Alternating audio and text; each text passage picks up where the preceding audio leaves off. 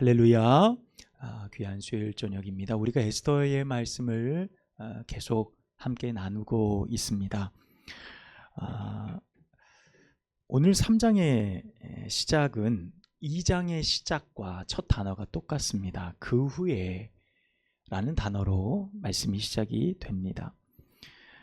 우리가 지난주 함께 나누었던 그 후에 라는 단어도 오늘 본문에 있는 말씀과 같이 어느 정도의 사건이 있고 난 시간 뒤에 일들을 우리에게 소개해 주고 있어요. 지난주 우리가 나눴던 2장 1절의 시작에 그 후에 라는 말씀은 1장에서 나눴던 와스디 폐위 사건이 있었고, 그리고 에스더가 왕위에 오르는 그런 일이 2장 전체의 말씀에 있게 됩니다.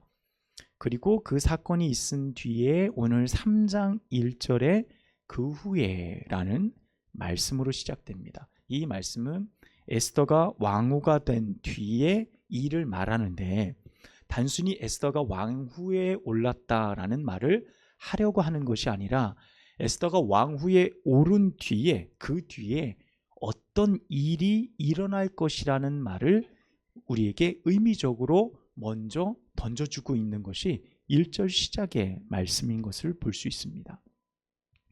에스더 2장까지의 내용만 사실 보고 나면요, 이 에스더나 모르드게 혹은 이 수산궁에 거하는 혹은 페르시아 제국에 끌려온, 포로로 끌려온 유다인들에게는요 매우 기적 같은 일이 벌어진 겁니다. 왜냐하면 자기 동포였던 한 여인이었던 에스더가 페르시아 제국의 왕후가 됐으니 그것이 얼마나 기적적인 일입니까? 자신의 조국은 망하고 포로로 잡혀온 현재 무엇을 계획할 수도 없고요, 아무것도 생각할 수 없는 이 정말 절망적인 상황에서 에스더가 왕후에 오르게 된 겁니다. 그러니까 기적을 본 거죠. 이보다 더 좋을 수가 없는 상황이 2장까지만 보면 일어난 거예요. 또 여러분 2장 19절 말씀 한번 볼까요? 2장 19절 말씀 우리 함께 읽겠습니다. 시작. 처녀들을 다시 모을 때에는 모르드게가 대궐문에 앉았더라. 아멘. 자, 이렇게 말씀합니다. 대궐문에 앉았더라 라고 기록하고 있는데, 이 말씀은 에스더가 왕후가 된 뒤에 모르드게의 이름이 첫 번째로 등장하는 대목이에요. 그런데 모르드게가 지금 어디에 앉아 있다고요? 대궐문 앞에 있다는 거예요. 이 말은 어떤 거냐면 모르드게가 최소한 그 문을 지키는 호위병이 되었든지 혹은 말단이지만 혹은 어느 정도 직인지 모르겠지만 페르시아 제국 수산궁 안에 관료가 됐다는 의미예요. 그러니까 신분이 바뀐 거죠. 아마도 에스더가 왕후가 된 뒤에 모르드게가 대문을 지킬 수 있는 자리를 어느 정도 제공한 것으로 생각해 볼 수 있는 대목이죠. 이는 에스더뿐만 아니라요, 모르드게에게도 너무 좋은 일입니다. 그렇지 않겠습니까? 포로의 신분이었는데 노예가 자신의 신분을 던지고 관직을 얻었어요. 그렇죠. 대궐문을 지킨다는 건 뭐 아무나 지킵니까? 문 적군이 들어왔을 때 활짝 열어주면 어떡할 거예요?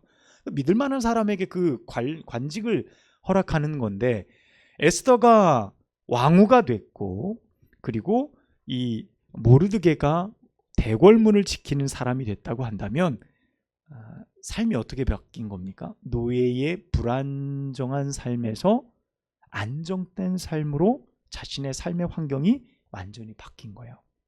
이제는 어디 뭐 끌려갈 일도 없고 이 페르시아에서 잘 정착해서 살면 되는 거예요. 이게 지금 그들의 삶의 2장까지 너무나 좋은 기적 같은 일이 일어났음을 이야기합니다. 그들이 비록 바벨론 왕 느부갓네살에 의해서 막 나라가 망하고 그 당시 유다 왕이었던 여호야긴이 막 끌려오고, 그때 끌려올 때 모르드게도 함께 끌려오고 그 가족들도 에스더도 끌려왔죠. 이 페르시아 제국까지.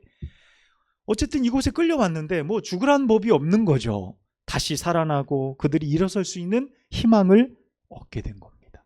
여러분, 그렇게 오늘 3장 1절은 그 후에, 그 일이 일어난 후에 그들이 평안을 되찾고 그들의 삶이 엄청난 변화가 일어난 뒤에 약 4년에서 길게는 5년이 시간이 흘렀음을 이야기해 줍니다. 1절의 그 후의 말씀이 그 안에 담겨 있는 시간이에요. 4년 정도, 5년 정도의 시간이요.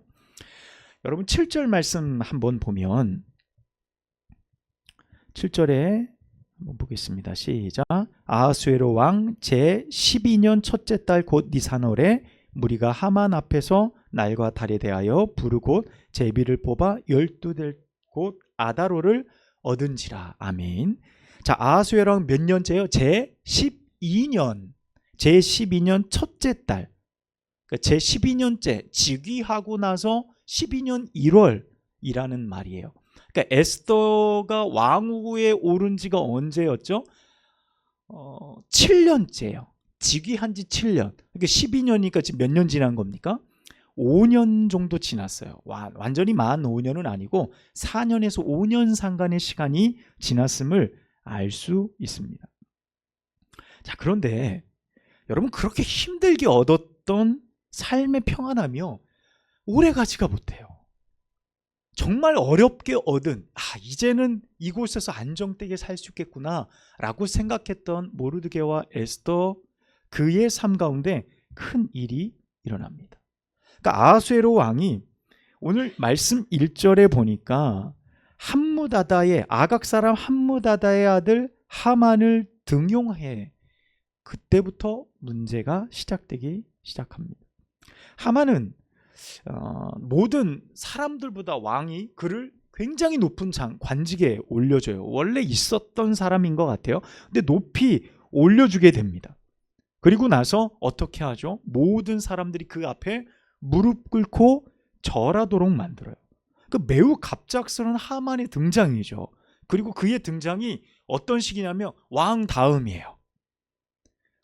굉장히 높은 관직이에요. 모든 말씀에 보면 대궐 문 앞에 있는 모든 신하들이 그에게 절하고 무릎 꿇고 절하는 상황이 연출되어지는 겁니다.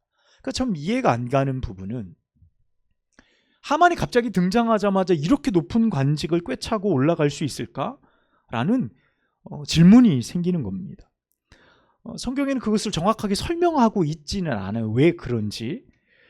우리가 유추해 볼 수 있는 것은 분명 아하수에로 왕의 이 하만이 딱 들었던 어떤 일이 있었을 거예요. 나라를 위한 지대한 공을 세웠든지 혹은 용맹한 어떤 전장에서의 장수였든지, 아하수에로가 모든 신하들 위에 이 사람을 둘 만큼 쓸모있는 사람이다라는 사실은 분명했던 것 같아요.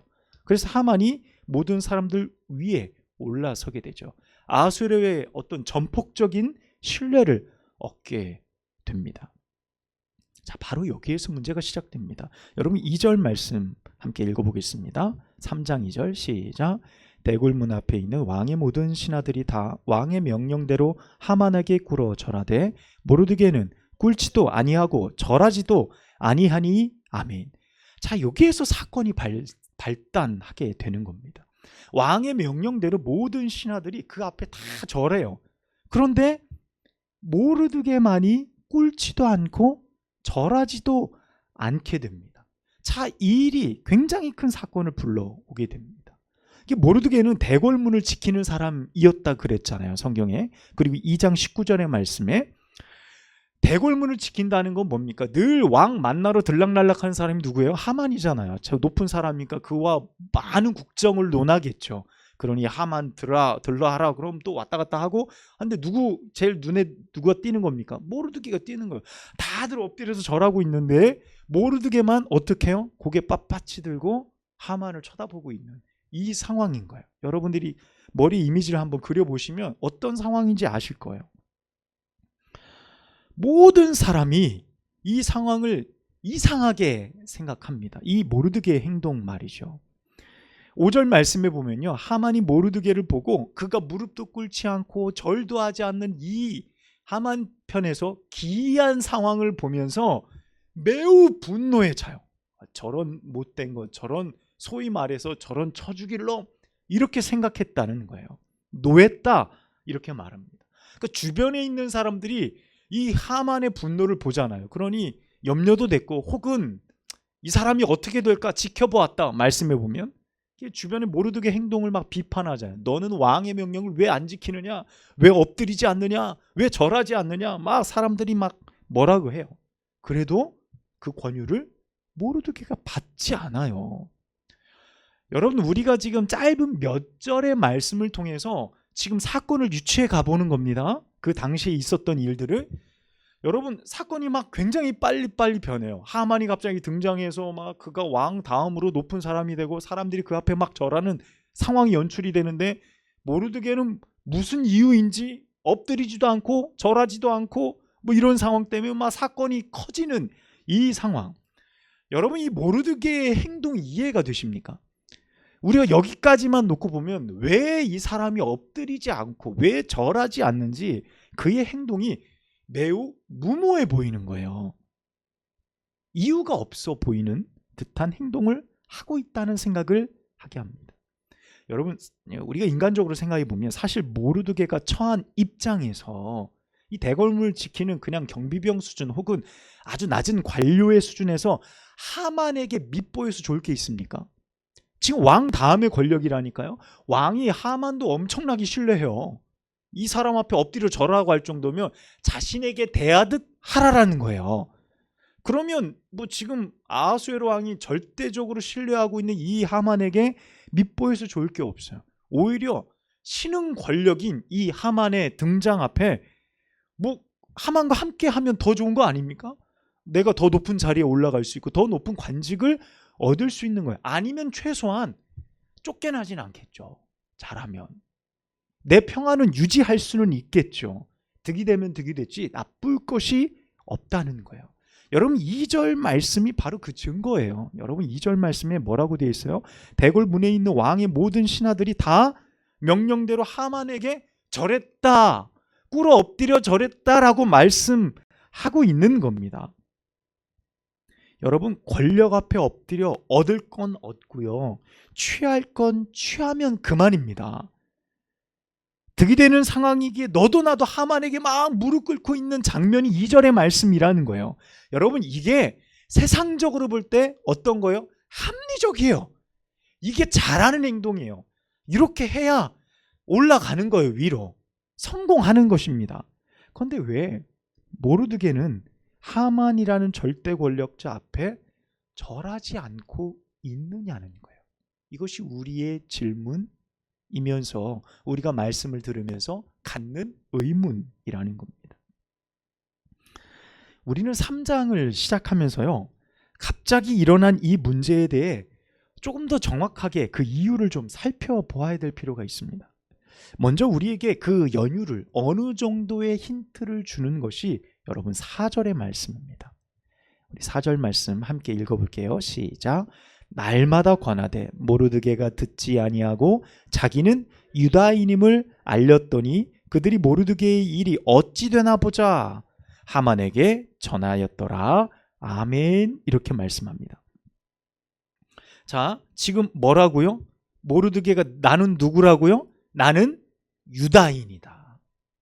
나는 유다인입니다 라고 알렸더니 라고 말씀해요.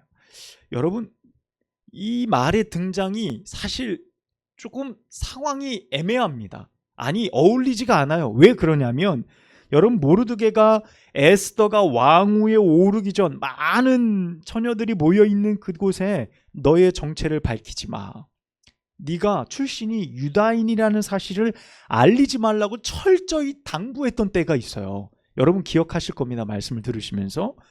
그런데 갑자기 내가 유다인입니다 라고 말하고 있는 이 상황이 납득이 안 되는 겁니다. 자, 모르드게가 처음에 그렇게 말한 연유가 뭐죠?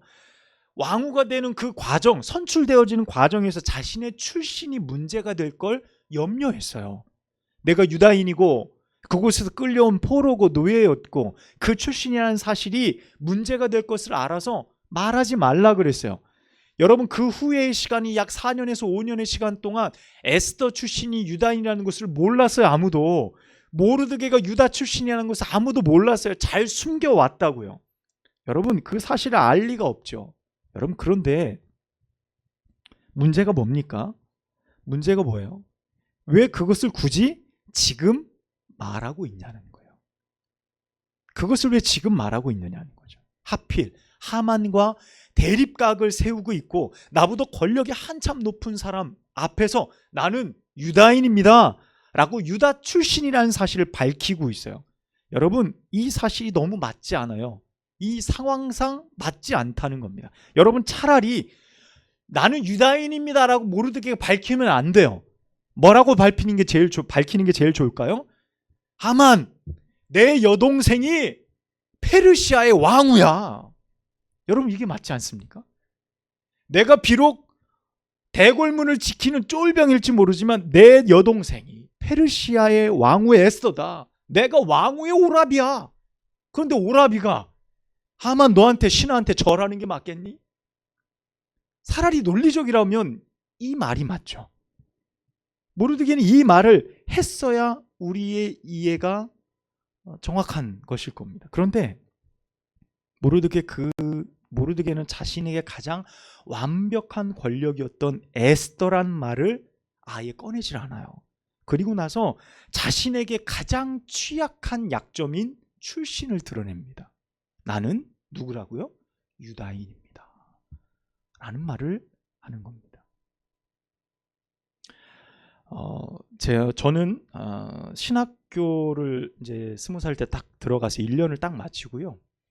21살 때 이제 해군을 지원을 해서 바로 입대를 했습니다. 군사훈련을 다 받고 나서 그 당시에 지금은 평택에 이함대가 있는데 그때는 평택에 이함대가 없고 인천에 있었어요. 인천 해역 방어사령부 이함대에 배치가 돼 전투함을 탔어요.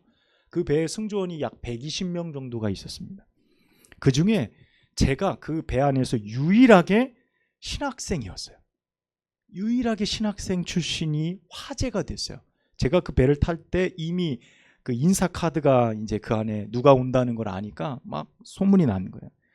훈련소 끝내고 자대 배치된 짝대기 하나 이병이 아니라 사람들이 저를 이병으로 본 게 아니라 신학생으로 보는 거예요. 야, 우리 배에 신학생이 와서.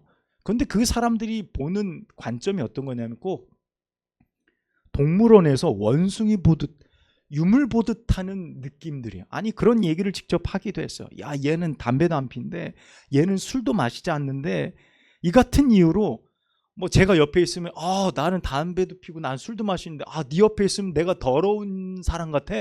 내가 막 죄인 같아. 저리 가 하면서 얼마나 많이 괴롭힘을 당했는지 몰라요. 그때 저는 그 배에서 신앙생활을 하면서 정말 힘들었던 그런 기억이 있습니다. 막 배가 막 한번 나가면 한 바다에 20일이 떠 있거든요. 잠깐 놀아서 다시 부식 싣고 또 나가고. 그러니까 뭐 면회도 못 하고 뭐 휴가도 못 나가고 예배도 못 드려요.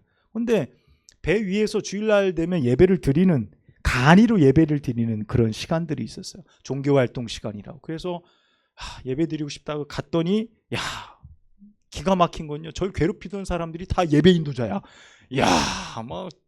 뭐 담배 그렇게 펴대는 원사가 집사님이었나 봐. 사회 보고 있고 거룩하게. 막 그런 거 더 시험에 드는 거예요. 그때 내가 그리스도인이다라는 이 정체성을 지키는 게 그걸 드러내면서 사는 게 너무 힘들었다라는 생각을 그때 굉장히 많이 했어요. 사실 그때 그 기회를 통해서 하나님 앞에 소명을 받는 사실 기회가 되긴 했지만 저에게는 굉장히 힘든 시간들이었거든요. 그때를 생각하면서 오늘 말씀을 생각해 보았습니다. 모르드게가 굳이 왜 가장 완벽한 상황이 아닌 가장 안 좋은 상황에서 자신의 출신을 나는 유다인이다, 무릎도 꿇지 않고 절도 하지 않으면서 자신의 출신을 말했을까라는 생각을 하게 되는 겁니다. 여러분, 그 이유를 우리가 1절에서 찾아볼 수 있어요. 여러분, 1절 말씀입니다. 오늘 1절 말씀에 보면 그 후에 아하수에로 왕이 아각 사람 함무다다의 아들 하만의 지위를 높이 올려 이렇게 말씀합니다. 여러분, 하만은 어디 사람이라고요? 1절 보십시오. 하만은 어디 사람이라고요? 아각 사람이다 라고 말해요. 여러분, 우리가 기억하는 아각 사람이 누구죠? 아각은 사무엘에 의해서 죽임을 당한 아말렉의 왕의 이름이 아각이에요. 그러니까 아각이라는 것은 아말렉 족속을 의미합니다. 사무엘상 15장 33절 말씀입니다. 그 하만은 누구 자손이라는 거예요? 아말렉 자손이라는 것을 우리가 알 수 있습니다. 그러니까 출애굽 당시에 이스라엘과 아말렉은 아주 그냥 원수 같은, 반드시 싸워서 이겨야 될 만한 그런 존재들이었습니다. 그래서 우리가 잘 알듯이 여호수아가 칼을 가지고 아말렉과 전쟁할 때 모세는 산꼭대기에 올라가서 손을 들고 기도했죠. 그 팔이 떨어지지 않게 해서 옆에서 누가 붙들어줬죠? 아론과 훌이 붙들어줬잖아요. 그래서 모세의 손이 올라가면 이스라엘이 이기고 내려가면 이스라엘이 패배하고, 결국 그 전쟁에서 여호수아가 이기게 되어지잖아요. 이스라엘에게는요, 이 아말렉과의 전쟁은 정말 숙명과 같은 일들이었어요. 굉장히 오랜 시간 아말렉을 멸절시켜 왔지만 그들이 완전히 다 사라지지 않았어요. 명맥을 유지해 오게 되고, 오늘 하만의 아버지의 이름이 함무다다예요. 함무다다라는 이름인데 그 뜻은요, 달에 의해 주어진이라는 바벨론식 이름이에요. 그러니까 그 하만의 아버지의 이름이 이미 바벨론화 되어진 이름이라고 한다면, 이미 이 페르시아 제국이 시작되기 이전 전신이었던 그 왕국의 나라에 이미 이 아말렉 족속이었던 하만의 가문이 정착해서 이미 살았다라는 거예요. 그 말은 어떤 겁니까? 정계에도 진출하고 거기에서 토착화되어져서 바벨론의 권력과 페르시아 권력에 편승해서 자신의 가문의 세력을 키워왔을 가능성이 충분하다는 거예요. 이것이 하만의 배경이라는 겁니다. 그러니까 아하수에로 왕이 갑자기 그의 가문의 하만을 등용한 것이 아니라 이미 그의 가문은 그 지역 안에, 페르시아 제국 안에 어느 정도 영향력을 끼치고 있는 가문이었을 가능성이 있어요. 그러니까 그 사람을 높이 올리니 모르드게가 하만이 누구인지를 정확하게 알고 있었던 거예요. 하만의 출신이 아말렉이라는 것, 그 사실을 모르드게가 알게 됩니다. 이 사실은 모르드게가 내가 하만을 보자마자 왜 너는 무릎 꿇지 않느냐라고 말할 때 나는 유다인이다 라고 말하는 것은 어떤 거예요? 나는 유다인인데요, 이런 의미가 아닙니다. 하만, 너는 지위가 높고 낮고를 떠나서 출신으로 바라볼 때 너는 아말렉, 나는 유다인. 어떤 겁니까? 딱 대립이 되어지는 거죠. 두 민족이. 왜 나한테 무릎 꿇지 않느냐? 나는 유다인이야. 이런 느낌인 거예요. 나는 유다인이다 라는 거예요.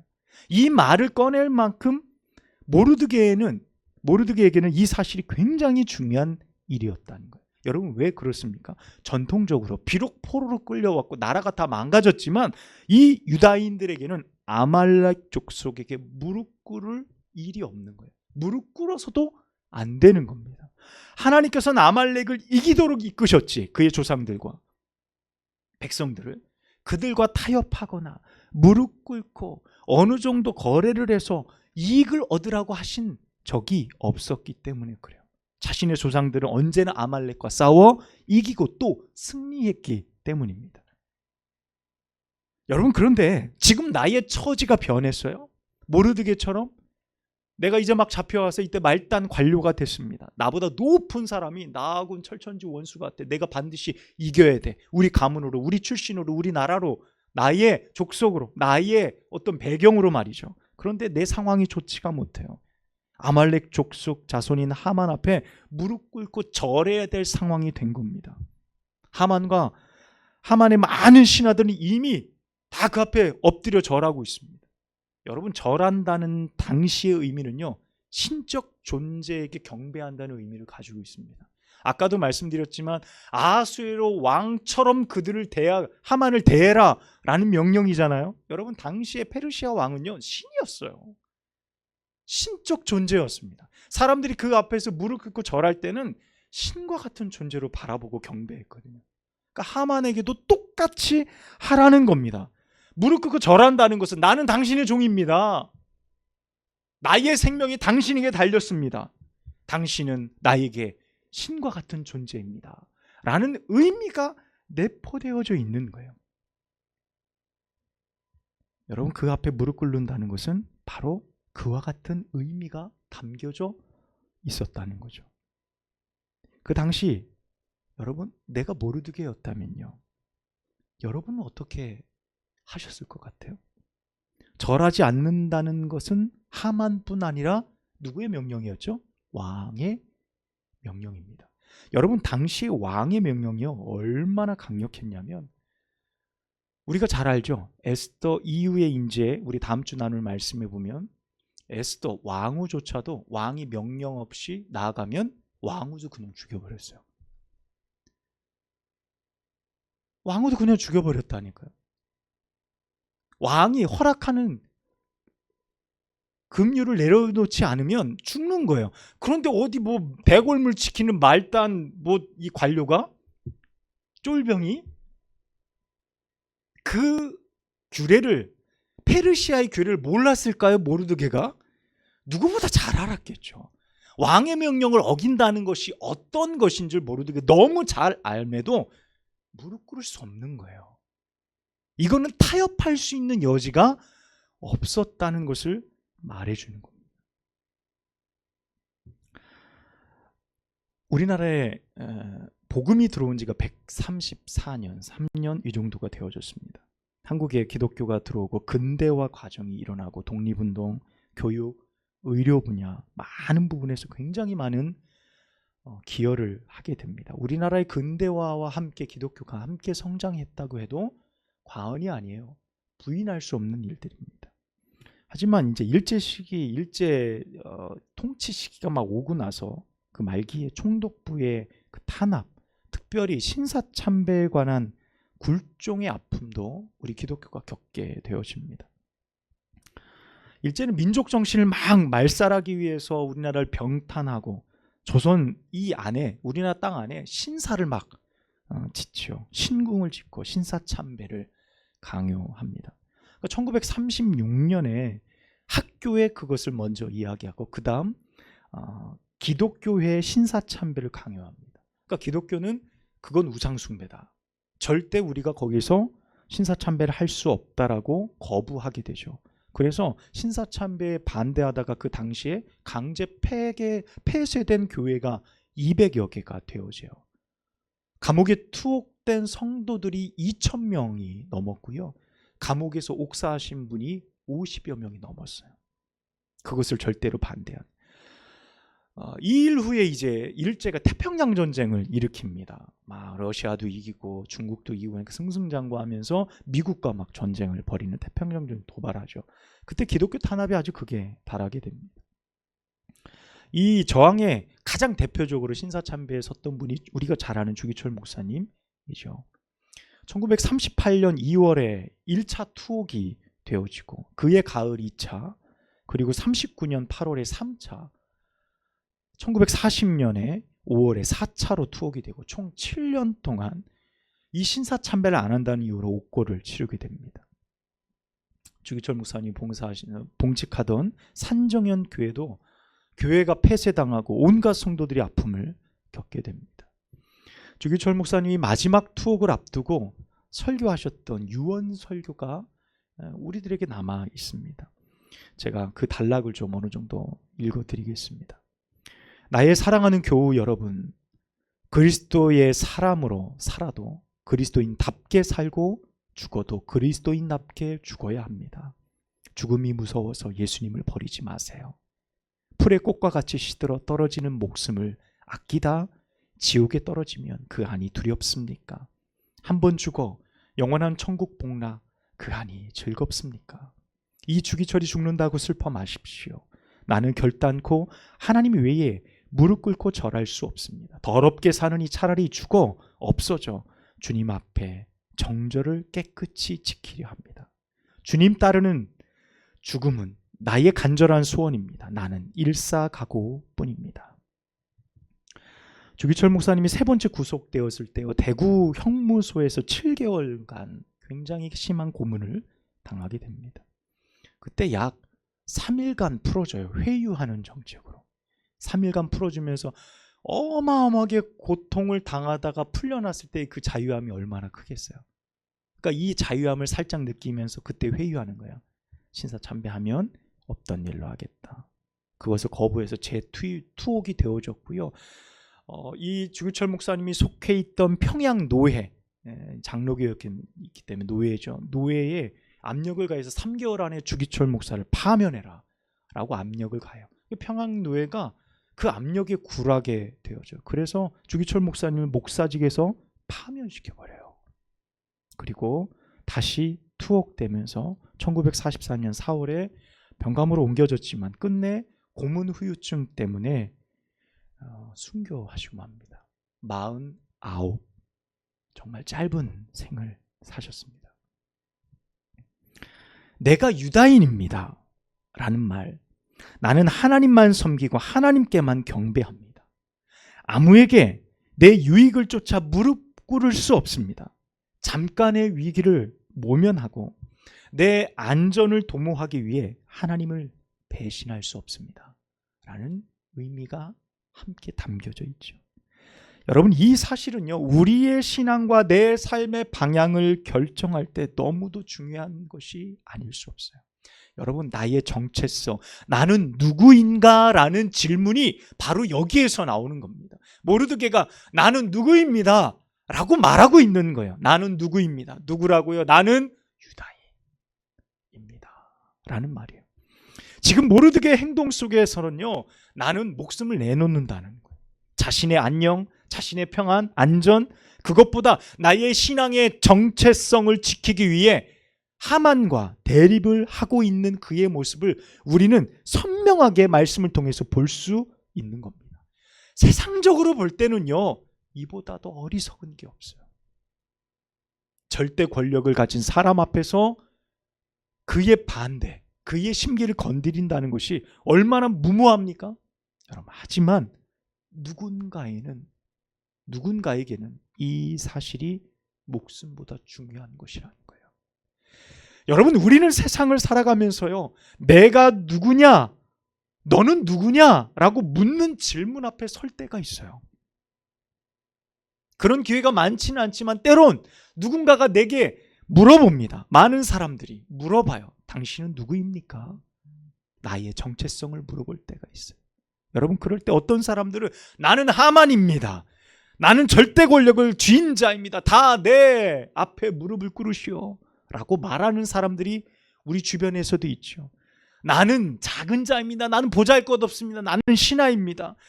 당신 앞에 내가 무릎을 꿇겠습니다. 나의 안전을 좀, 나의 생명을 좀 보존해 주십시오 라고 말하며 자신의 정체성을 자랑하거나 혹은 숨기거나 혹은 타협하는 많은 사람들이 있습니다. 당신은 누구입니까? 라는 질문 앞에서 말이죠. 그렇다면 우리는 누구입니까?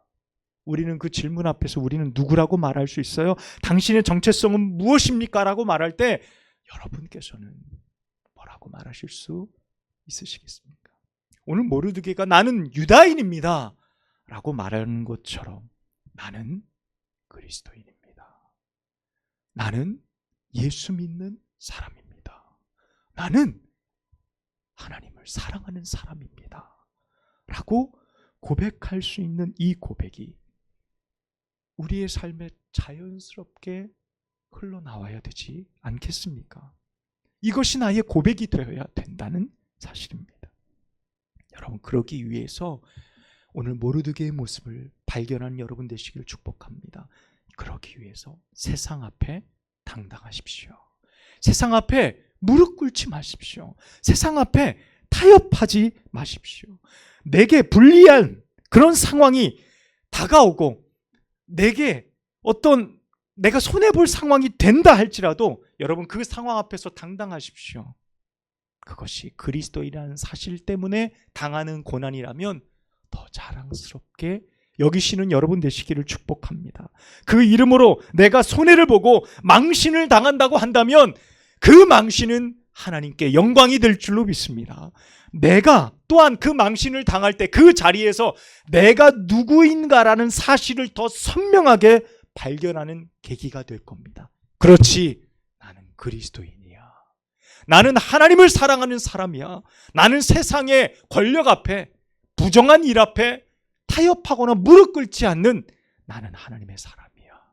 나는 정확한 정체성을 가질 수 있다는 것입니다. 모르드게가 나는 유다인입니다 라고 고백했어요. 그렇다면 나는 누구일까요? 나는 누구라고 고백할 수 있습니까? 사랑하는 여러분, 우리는 그리스도인인 줄 믿습니다. 나는 어디서나 하나님의 사람인 줄 믿습니다. 이 고백이 여러분에게 참된 승리를 허락하실 줄 믿습니다. 할렐루야. 기도하겠습니다. 하나님 아버지, 감사합니다. 오늘 에스더서의 말씀을 통해 모르드게가 고백한 것처럼 나는 유다인입니다 라는 그 고백이 우리의 가슴 속에 깊이 새겨지게 하옵소서. 나의 즐거움, 나의 유익, 나의 평안과 안전을 구하기 위해 세상을 향해 무릎 꿇고 구걸하듯 나의 목숨을 하나님 원하고 바라지 않게 하옵소서. 나는 그리스도인입니다.